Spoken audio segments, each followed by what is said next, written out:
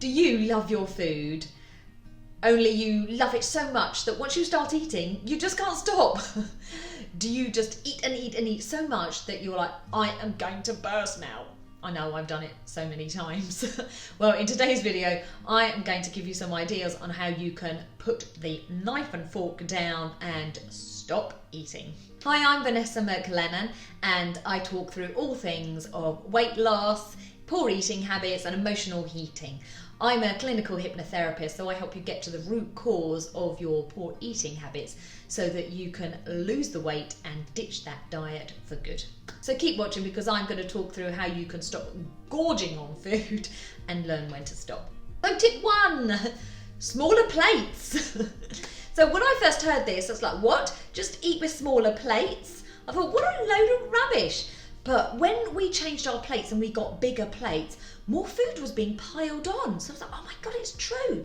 So obviously you don't have to go like tiny to like side plates. It's just, but small dinner plates, because there is less room for food to pile up.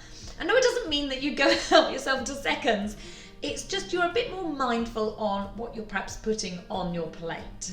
Tip 2 is more veg. So if you fill up your plate with vegetables first, you are then filling yourself up with a lot more filling food, but also, well, food that's going to give you a lot more fibre and a lot more nutritious for you.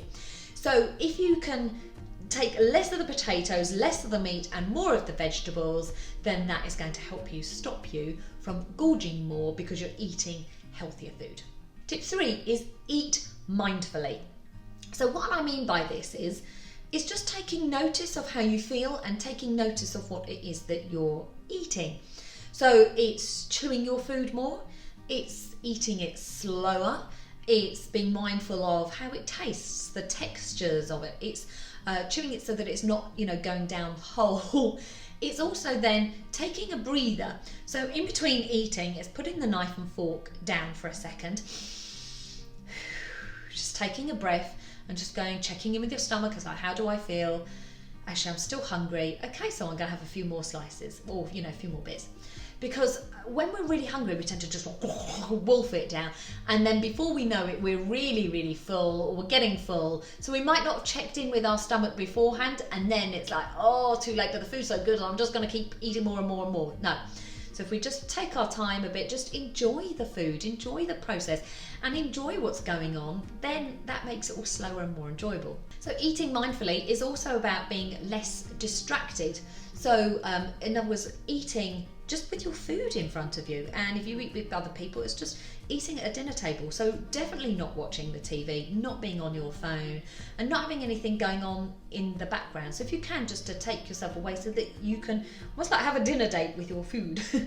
Because then your focus is on your food and your focus is on your body and on how lovely it is and how good it is, and not somewhere else. Because when we're somewhere else, we're eating unconsciously, and then before you know it, the food is gone, and we haven't even then known or checked in with ourselves as to what I feel like and am I full, and then before you know it, you're like, oh, I don't feel good. Tip 4 is leave some food behind. This can be so difficult, but it's really important to break that pattern of binging. So if you're checking in with yourself and doing that, taking that deep breath, then when you get to the end of your dinner, just leave, start by leaving just a mouthful behind. So, just a spoonful, mouthful. And it can be really difficult because we could have been programmed, from early childhood that we've got to finish everything on our plate, we've got to eat everything. It's rude if we go to someone else's house and we don't eat everything that they've given us. It's not rude, this is just the programming and the story that we've perhaps told ourselves. It is okay to leave food behind on our plate. So learning to leave that little bit extra means it's staying on the plate and it's not going in our stomachs, because a mouthful is not going to make much difference to being left on the plate, but it is going to make a difference to you and your belly over time. So learning to leave that amount behind, really good for breaking that binging pattern. Now, if it's really, really difficult for you to, leave that behind, so you're like thinking, I can't do that, I love my food, just notice how you feel by leaving that food behind. So that's part of like the challenge, is sitting there looking at that food being left on your plate, and just notice then the feelings that are coming up for you and the thoughts that are coming up for you. If it is really, really challenging, If you can, go and put it in the bin. And if you can, you wipe it off your plate, or just learn to just perhaps look away from it and then engage in conversation or something else so that food is left behind. But it's training yourself to just learning to being okay with leaving bits of food behind and not finishing everything on your plate.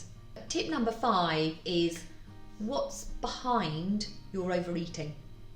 So this is working out what's causing you to overeat in the first place. So when you're at a table and you're like then eating so much and you're like getting to the point that you're bursting, when you get so full, it's taking your emotions and your focus away from actually perhaps what is going on inside your body.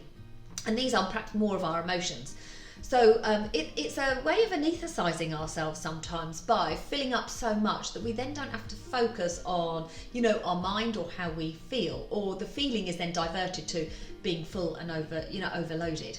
So work out, why do you overeat in the first place? What is it taking you away from? What is it that you don't have to think about?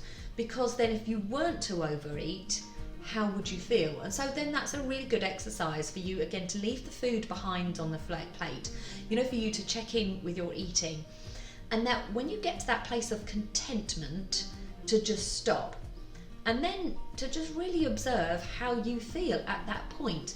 Are you filled up? Are you fulfilled? Are you wanting more? Are you not satisfied? And if that's the case, then look into your life and think, well, what is it I'm not satisfied with? What is it I want more of in my life? What am I not getting from my life that I really want? And it could also be doing another thing of filling a void. If we have a void in our life, there's a gap somewhere. By filling it with food, again, we are filling it with an external source where we have not explored as to what the internal source is or what that void is about. So once you can start to get to the root of that, then that helps with that pattern of overeating. So comment below and let me know what you think of these tips, what ones you're going to try. I'd really be interested in hearing it. So if you like this video, please give it a thumbs up. Click the bell to be notified of my video that comes out every single Thursday, and I shall see you next week. Thank you.